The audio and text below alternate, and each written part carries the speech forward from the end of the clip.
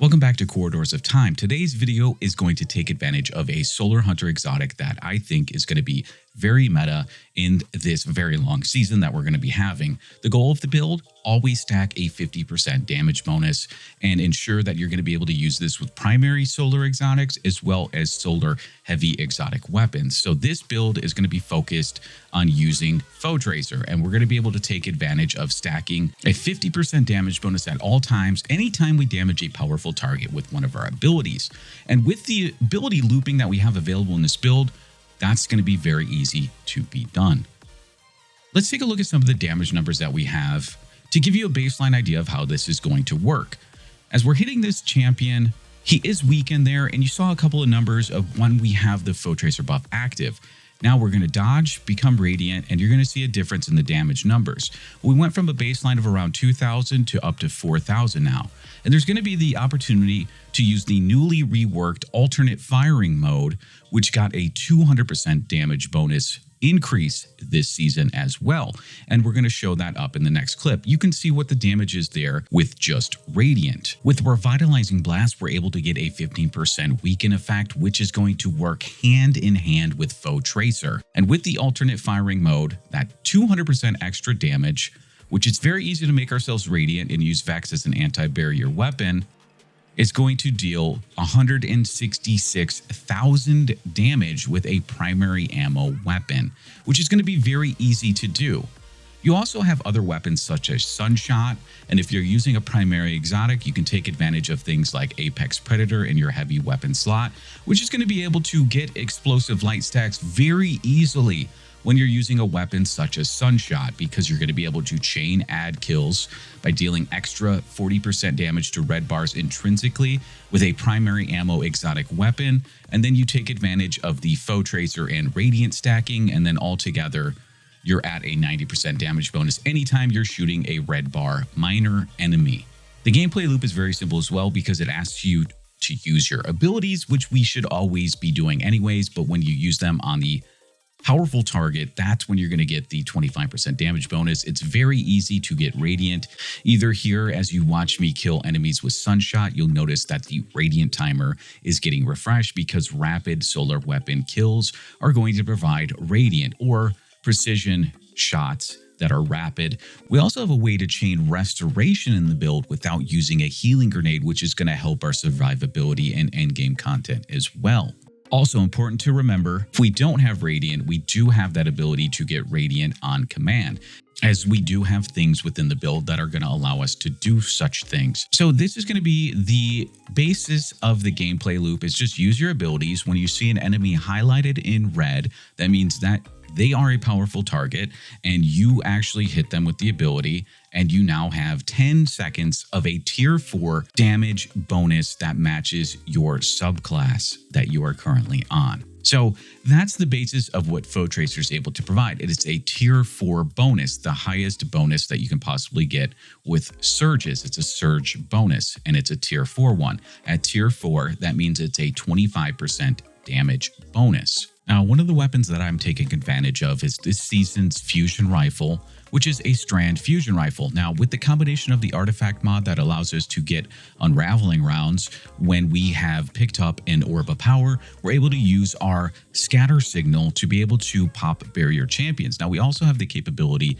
to use our powered melee to become Radiant and use our kinetic weapon to become anti-barrier. So you can pair something here, whether it's a grenade launcher in the kinetic slot or a sniper rifle or the fusion rifle that I had mentioned, to use it as a way to have anti-barrier, either by using your powered melee and being Radiant, or by using it as a strand kinetic weapon and using the unraveling rounds in that manner to pop barrier champion shields. Now, one of the first exotic heavy weapons that is solar that I started testing and playing around with and having a little bit of fun, mainly just goofing around, is Lament. And you can play very aggressive with Lament if you're able to have that playstyle under your belt. It can be a very rewarding experience for you, but it's just another idea that you can think about for any dungeon bosses where you're relying on sword damage to use as your method of DPS.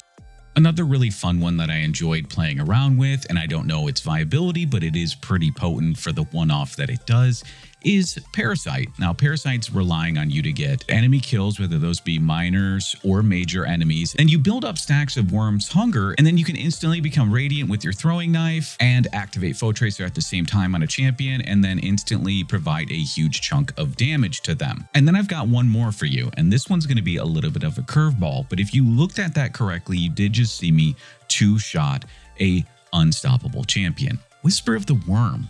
And this was originally the first thing that I built this build with, and I was incredibly impressed that if you look right there, you're able to get Radiant instantly just with one precision shot with Whisper of the Worm. So that has its viability and credibility options there as well. And there's some really weird damage instances where sometimes throughout this video, you're going to see me either two-shot a champion or you're going to see me one-shot a champion, but primarily it's going to be a three-shot from Whisper, which does give you one bullet back if you hit all precision shots. And that just really helps with your ammo economy for heavy ammo weapons, because there really isn't any other heavy ammo weapons that are just going to refund ammunition to you like that, unless you're using something like Eyes of Tomorrow, but it doesn't provide as much damage up front to a boss or a champion. So for our solar subclass, our first thing I'm going to talk about is On Your Mark, which is our first aspect for this build. Precision final blows grant you and nearby allies increased weapon and handling and reload speed for a short duration, and it stacks up to 3 times. If we activate our class ability, we get that maximum amount of 3 stacks. In the build, I'm using Knife Trick as my preferred melee. You can change to Proximity Explosive Knife or Weighted Throwing Knife, whichever you prefer there. But make sure that you have on Gambler's Dodge, because if we do throw our Knife Trick and then dodge to make sure that we get it back, in case we don't kill the enemy that we damage with it. If we do kill the enemy that we damage with it, then we can take advantage of our second aspect, which is Knock 'em down. Your solar supers are enhanced. Deadshot Golden Gun has damage resistance, Marksman Golden Gun increased duration, and Blade Barrage launches more projectiles. But the important thing here is that while Radiant, final blows with your equipped throwing knife fully refund your melee energy. So we can chain that indefinitely as long as we're killing the enemies that we're damaging with this knife. Now, Golden Gun Marksman is my preference here, just because I like to have this to deal damage to a high health target like a champion and create extra orbs, not worrying about if my Blade Barrage is going to be powerful enough to kill enough enemies to make enough orbs for my team.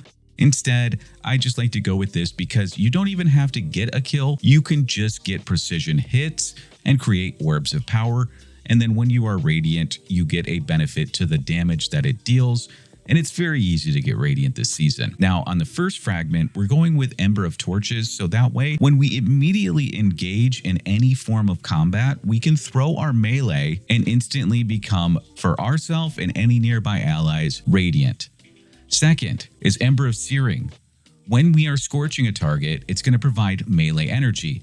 Well, Knife Trick instantly scorches, so that's going to provide melee energy. And we have other things on the artifact that are going to take advantage of the Ember of Searing fragment. But it's also going to create a Firesprite, which is going to provide grenade energy in the build. We have another way to synergize with those Firesprites that we're going to collect is Ember of Mercy. Whether we revive an ally or we pick up a Firesprite, it's going to give us a restoration buff. So we're going to be able to pick up a bunch of Firesprites and collect those along with other things like Orbs of Power to remain active in the fight and engaging without dying. Next, Ember of Empyrean, solar weapon or ability final blows extend the duration or restoration and radiant effects applied to you. So Ember of Empyrean is going to help you synergize with Ember of Mercy and keep your restoration going as well. Ember of Singeing is our very last fragment. Our class ability is going to recharge faster when we scorch targets. Our knife alone is going to scorch targets, so that's going to help us get that 300% bonus to the recharge regeneration rate of our class ability. So that's going to be all the fragments, and next we're going to go take a look at the artifact mods. As for the artifact mods, if we're looking at taking Sunshot to be anti-barrier, you need to make sure that you don't have Unstoppable Hand Cannon on, because it will override Sunshot to be an unstoppable weapon and it won't benefit from being radiant, and it won't be able to pierce shields, because as you read, your equipped sidearms fire shield piercing rounds and stun, and that's essentially what Sunshot would be able to do when you're radiant. It would get the shield piercing rounds. If you're using Vex Mythoclast, you don't have to worry about that. In the second column of the artifact, we're going to be using Kindling Trigger. Radiant causes solar weapons to apply Scorch to unscorched combatants, which is really great for bumping up Vex Mythoclast. From Whence You Came is what I prefer when you're doing anything with Taken and Scorned combatants. But if you are somebody who likes the Wave Frame grenade launcher in the kinetic slot, or if you're using Gallowhorn and you happen to be killing a bunch of ads with your Wolfpack rounds, this can actually benefit you in some cases and scenarios, and you can use that instead. When we come over to this column, we're going to be using Flint Striker, Rapid Solar Weapon Precision Hits, and Rapid Solar Weapon Final Blows Grant Radiant, which we saw with Whisper of the Worm. In a team-based setting, go with Heart of Flame. Casting our Solar Super grants nearby allies Radiant, but the important thing is that it increases the damage of your super for each nearby ally. Wished into being, while your super is nearly fully charged, any ability Final Blow is going to spawn an Orb of Power, and not just one, it actually spawns 3, and you get to your super really quickly. You're going to be using abilities anyways with Foetracer, so you're going to want to take advantage of this. I use Unraveling rounds when I'm using a Strand kinetic weapon. If you are dealing with Overload champions, it may be very beneficial to go with something like Overload Rocket Launcher. If you are using a Strand weapon in your kinetic slot, you can take advantage of Unraveling Orbs, as we discussed earlier in the build. Next, you're going to want to take advantage of Revitalizing Blast. Causing damage with the solar ability is going to weaken a champion or a boss by 15% for a short duration. Foetracer is asking you to use your abilities, so you're going to get a 15% weaken automatically, while also gaining a 25% damage bonus. In a team-based setting, and if you're using rockets, then you can go with Argent Ordnance. Then in this final column, I use Rays of Precision when I'm using Vex Mythoclast. That way it can create some ignitions on precision final blows. And if I'm running solo, I just take Solo Operative because it provides 15% flat to all abilities and weapons compared to the 15% that Argent Ordnance provides, and it consumes my armor charges.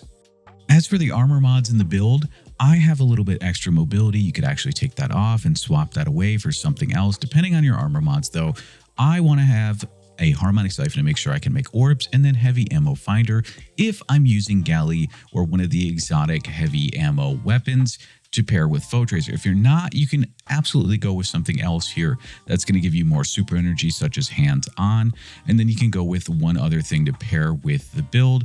Your choice, probably most likely Dynamo, if we're going to flex different mods in and out. Now on the arms, very important though, have a copy of Heavy Handed, so that way every 10 seconds you're able to make an orb from your powered melee final blows. Then we have Impact Induction and Focusing Strike, just to loop ability energy back and forth to get some more class ability energy and to get some more grenade energy on powered melees. Chest Piece, nothing really fancy here, but I do prefer to have on Harmonic Reserves in this build to take advantage when I'm using an exotic solar heavy weapon. Then on the boots, we're going to be running Elemental Charge because we make a lot, and I mean a lot, of fire sprites in the build, especially if you use something like Dragon's Breath. I know I didn't mention it so far in the video because everybody and their mother's done any and all videos on Dragon's Breath, but if you do use it, it also generates a crap load of fire sprites, so you can go with using Elemental Charge. I just prefer it because I pick up orbs, I get charged with light, and I randomly and passively collect fire sprites and get charged with light. I have Invigoration just to get some melee energy back, but you can switch this for Innervation, and then make sure you have one copy of Recuperation.